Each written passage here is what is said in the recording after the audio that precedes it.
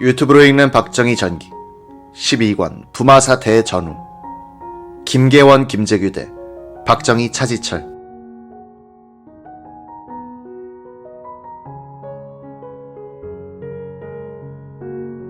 김재규는 1979년 11월 육군본부 검찰부에서 한 진술에서 이렇게 말했다.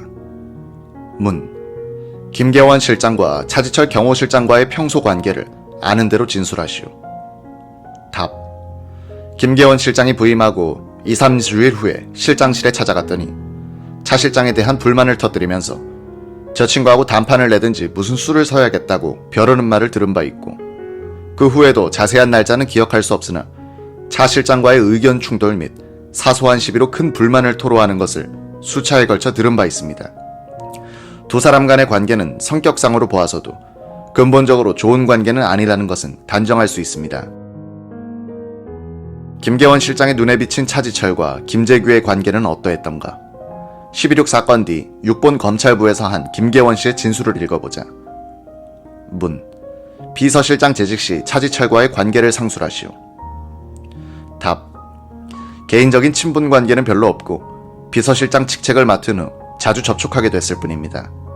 그리고 차 실장의 무례한 행동에 대하여 못마땅하게 여겼는데 본인이 1978년 12월 22일 비서실장으로 부임한 이래 첫 번째 대통령 각하 면접실에서 처음 만났음. 외국에 오래 나가 있어 사정이 어두워 잘 모르니 지도해 주시오. 차지철. 염려 마시고 같이 잘 합시다. 라는 대화를 나눈 것으로 기억합니다. 얼마 안 있어 차지철의 사무실로 부임 인사차 정식으로 방문했는데 차지철은 그 답례로 인사를 오는 것이 예의인데도 한 번도 본인의 사무실을 방문한 일이 없어 괘씸하게 생각했습니다. 또한 보고하러 가다가 본인에게 할 이야기가 있으면 2층에 본인 사무실로 올라와 이야기하는 것이 예의인데도 차지철은 꼭 경호원을 시켜서 1층 대기실로 본인을 불러 내려오게 해서 본인은 차지철이 좀 오만하고 개성이 너무 강한 사람이라고 느꼈습니다. 또한 국무총리, 각 부장관 및 당직자라도 각하에게 보고를 드리러 올 때는 반드시 본인에게 들르는데 차지철은 권위의식이 강하여 재임 중 본인 사무실에는 한 번도 들른 사실조차 없습니다. 그리고 정부종합청사를 각하가 순시하거나 회의 참석할 때 내빈용 엘리베이터를 타게 될 경우 각하, 총리, 관계장관, 차 실장이 타면 차지철이가 본인에게 대기 중인 다른 엘리베이터를 타고 오라는 경우가 간혹 있었습니다. 김계원 씨의 진술은 계속된다. 김 씨는 무골호인이라는 평을 들을 정도로 유순한 사람이었다. 그런 사람이 차지철에 대해서 어떤 평을 하고 있는가?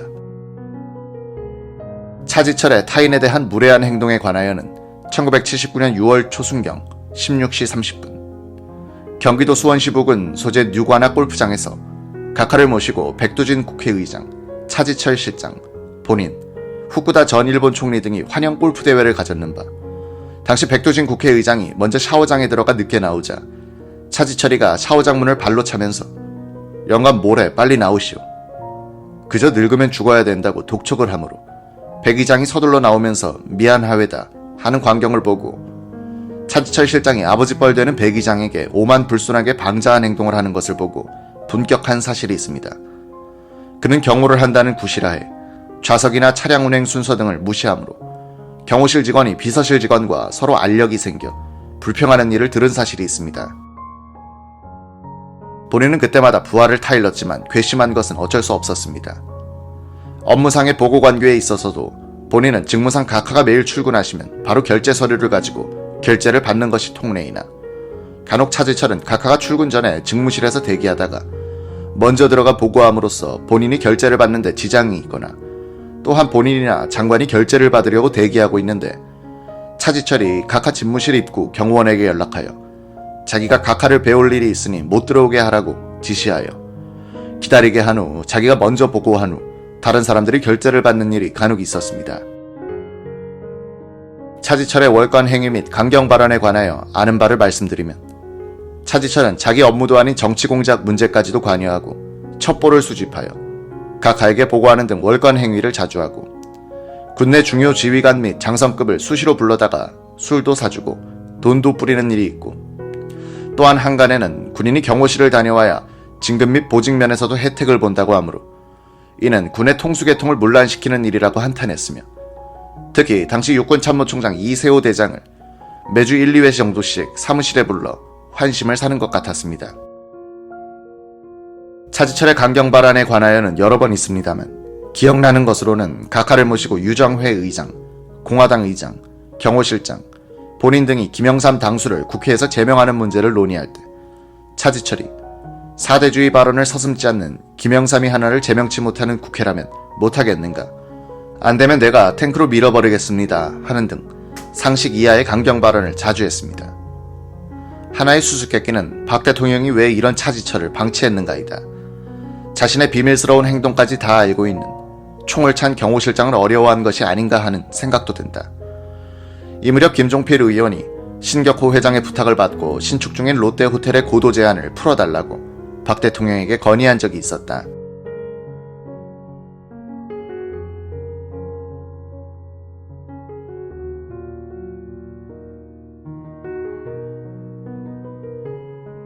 박 대통령은 그 문제는 차 실장한테 이야기해봐 라고 하더라는 것이다. 다시 김계원 씨의 증언을 들어보자. 문. 차지철 경호실장과 김재규의 관계를 아는 대로 진술하시오. 답. 두 사람의 관계는 5.16 혁명 이후 각하를 측근에서 가까이 모시던 사람들이라 제 생각으로는 두 사람 간에는 대통령의 신임을 얻으려고 서로 암투를 하고 있었던 것 같습니다. 두 사람이 극도로 관계가 악화된 것은 지난 5월 신민당 전당대회 때 총재 선거 시 중앙정보부는 이철승을 총재로 당선시키고자 공작을 하고 있었는데 여기에 차지철이 별도로 신민당 신도환 의원을 통해 이철승 당선 공작을 벌이게 됐으므로 중앙정보부는 각하의 지시로 중도에서 공작을 중단하게 되었는 바 결국 신도환의 이철승 지지가 지연되므로 총재 선거에서 탈락되어 차지철이 비난을 받아야 할 터인데 모든 비난이 중앙정보부에 집중됐으므로 차지철과 김재규는 서로 악화가 됐습니다. 문. 피의자와 김재규가 서로 만나 차지철을 비난하게 된 것은 언제부터이며 어떤 내용입니까? 답. 제가 부임한 지 2개월 후부터이며 김재규와 만나게 되면 차지철을 비난하게 되는데 주로 차지철의 오만불순한 언동과 특히 정치 문제에 깊이 관여하면서 강경 일변도의 주장과 건의로서 각하의 결심을 흐리게 한다는 내용이었습니다. 김재규는 차지철을 지칭하면서 저 자식을 해치워버려야지. 저놈을 그냥 놔뒀다가는 각하 결심만 흐려놓고 안 될 텐데.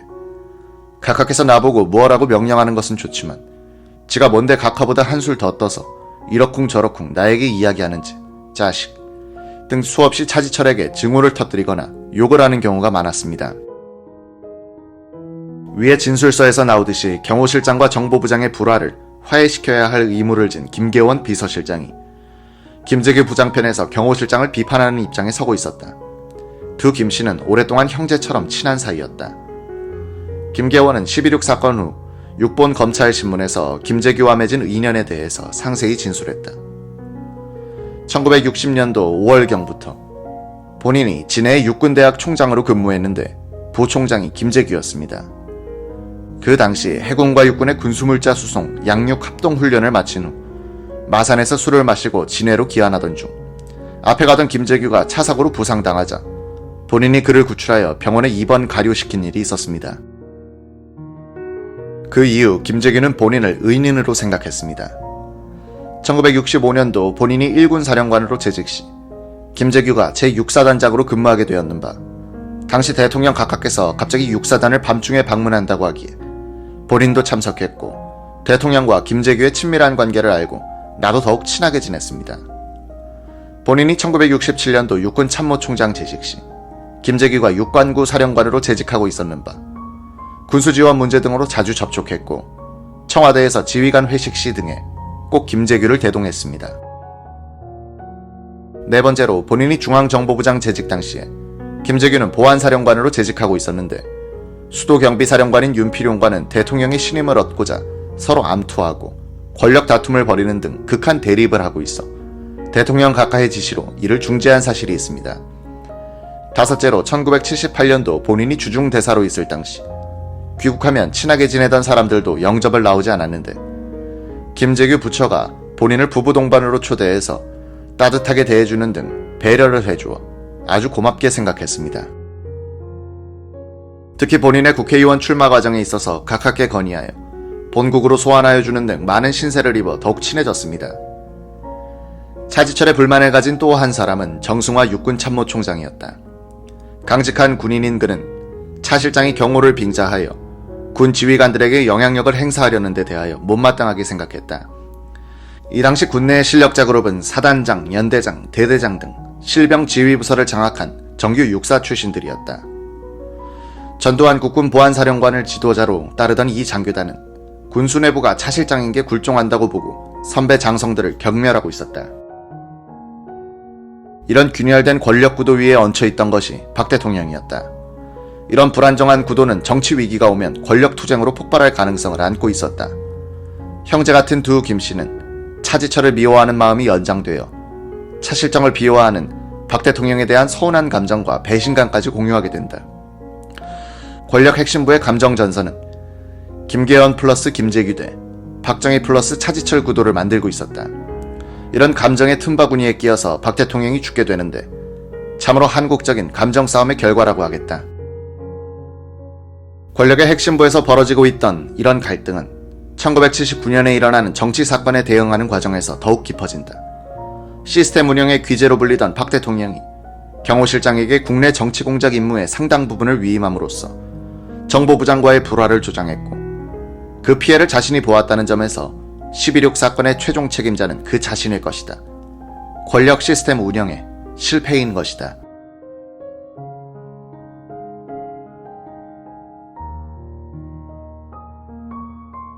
석유값이 오르자 물가가 일제히 오르기 시작했다.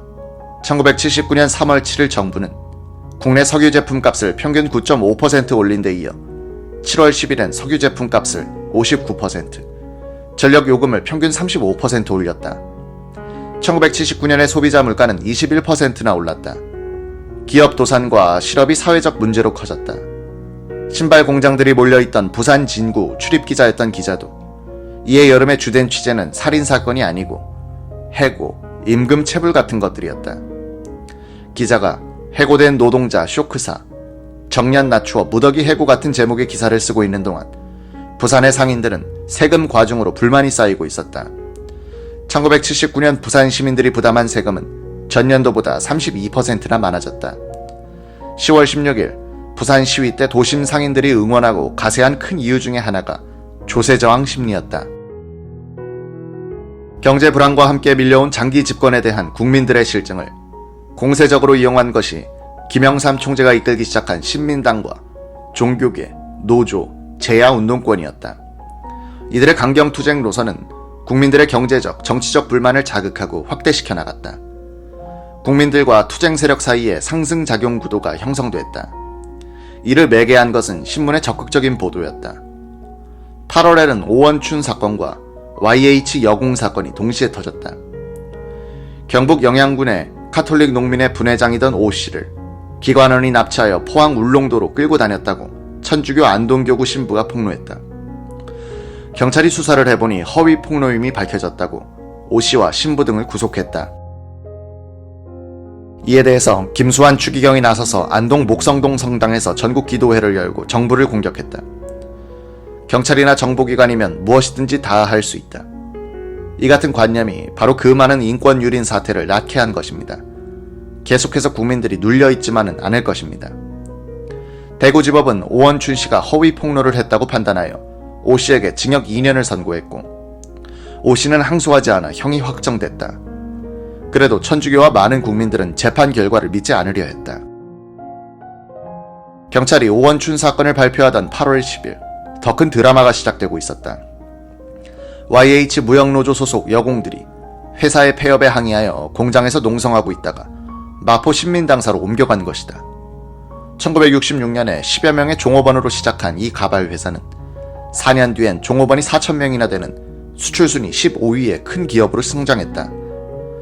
1970년대에 들어서 설립자 장용호 씨는 미국에서 백화점을 차리고 업종 전환을 모색했는데 잘 되지 않아 본사는 축소 경영의 길을 택해야 했다. 1975년엔 종업원이 1,800명으로 줄어들었다. 저임금과 해고 불안에 쌓여있던 노동자들은 1975년에 전국 섬유노조 YH 무역지부를 설립했다. 1979년 3월 29일 회사는 경영난으로 4월 말에 문을 닫는다는 폐업 예고를 했다. 노조는 이에 항의하여 농성을 하고 회사는 살 길을 찾다가 결국 8월 7일 폐업 공고를 하고는 해고 수당을 8월 10일까지 미수령할 때는 법원에 공탁한다고 발표했다.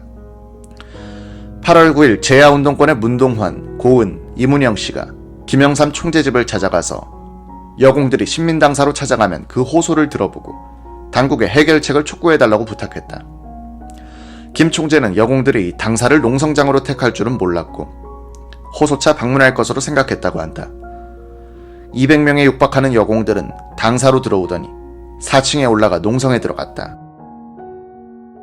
김 총재도 여공들을 위로하고 억울한 일이 없도록 정부에 반영하겠다고 약속했다. 그는 또 여공들의 침식에 당이 나서서 편의를 제공하도록 시켰다. 신민당은 정부 측과 접촉하여 여공들의 요구 조건을 반영시키려고 했으나 홍성철 보사부 장관은 대화를 거부했고 김재규 정보부장이 청와대 대책회의에서 강경 진압을 주장했다. 8월 11일 새벽 경찰 병력이 신민당사에 들어갔다. 여공들과 함께 저항하는 신민당원들이 경찰과 난투극을 벌였으나 여공들은 간단히 끌려 나왔다. 취재 기자들이 여러 명 경찰에 구타당했다. 상황이 끝나고 난 다음에야 여공 김경숙 양이 떨어져 있는 것이 발견되어 병원으로 옮겼으나 곧 사망했다.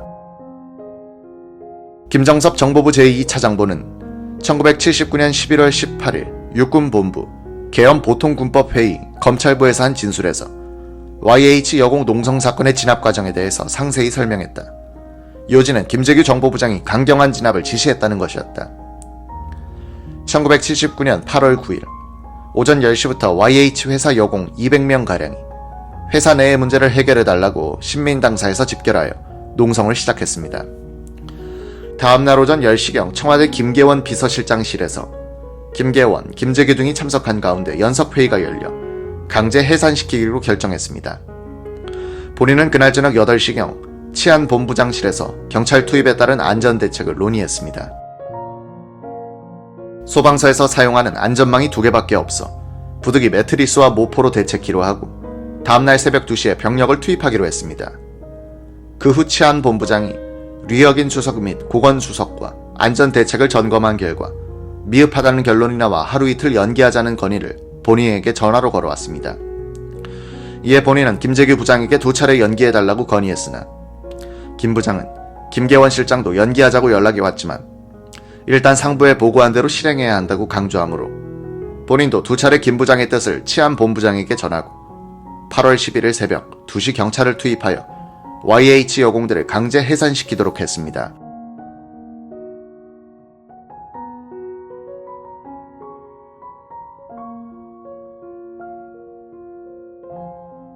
농성 여공들을 해산시키는 데는 성공했으나 그 후유증이 심각했다. 야당, 제야단체, 종교단체가 일체히 반발하자 경직된 공화당과 유정회도 YH 사건 배후에는 도시산업선교회가 있다면서 조사를 촉구했다. 이런 공방전에 대해서 언론은 정보 측 견해를 많이 전달했으나 행간을 읽는 데 익숙해진 국민들은 야당과 제야 세력 편이 되어갔다. 이때부터 박정희 대통령은 김영삼 총재를 거세 대상으로 보기 시작했다. 이런 시각 변화를 눈치챈 차지철 경호실장이 강경 드라이브를 주도하면서 공화당과 정보부는 주도권을 상실했다. 1979년 8월 중순 박 대통령은 청와대에서 안보장관들이 참석한 대책회의를 주재했다. YH 사건의 후유증과 도시산업선교회와 가톨릭 농민의 대책이 논의됐다. 이 자리에서 김재규는 현 사태를 해결하기 위해서는 긴급조치 9호로서는 부족합니다. 9호가 오래되어 효과가 무뎌졌으므로 더 강한 10호가 필요합니다. 라고 박 대통령에게 건의했다. 박 대통령은 신직수 특보와 김기춘 검사에게 한번 검토해보라고 지시했다. 김재규는 현홍주 정보부 기정국장에게도 가톨릭 농민의 도시산업선교회 등 종교단체의 개입을 효과적으로 규제할 수 있는 긴급조치를 구상해보라는 지시를 했다. 그는 긴급조치 9호의 핵심인 긴급조치 비난 금지 조항은 빼고 종교단체의 활동과 노사 문제를 규제할 수 있도록 하라고 지침을 줬다. 검사 출신인 현 국장은 종교의 정치관여 금지, 외부 세력의 노사관계 개입 금지를 골자로 하는 긴급조치안을 만들어 김재규 부장에게 건의했다. 8월 26일 오후 5시부터 6시 사이 을지 연습 중 벙커에서 박 대통령이 국무총리, 비서실장, 경호실장 및 안보 관련 장관들과 시국 수습에 관한 논의를 하는 자리였다. 김재규가 또 긴급조치 10호 이야기를 꺼냈다. 각하 긴급조치 9호는 칼날이 많이 무뎌졌습니다. 칼날이 10호란 10호를 주십시오. 그래야 전국을 수습할 수 있습니다. 이 자리에서 김재규, 현옹주, 신직수 특보가 새로 마련한 긴급조치안을 설명했다. 박 대통령은 이런 논평을 했다. 그렇게 해서 학생, 종교, 근로자들을 다 적으로 돌리면 어떻게 이 난국을 타결해 나가겠소? 당분간 구호를 가지고 밀고 나가고 정치와 종교를 분리하는 방법을 연구해 보시오. 연구된 긴급조치안은 보존해 두었다가 필요시 발동하면 될 것이요. 김재규는 다음날 참모회의에서 하루 전에 있었던 긴급조치 이야기를 전하고 의견을 구했다. 정치 업무를 맡은 김정섭 제2차장부를 비롯한 간부들 전원이 10호 신설에 반대하고 9호를 강력히 시행하는 수밖에 없다는 의견이었다.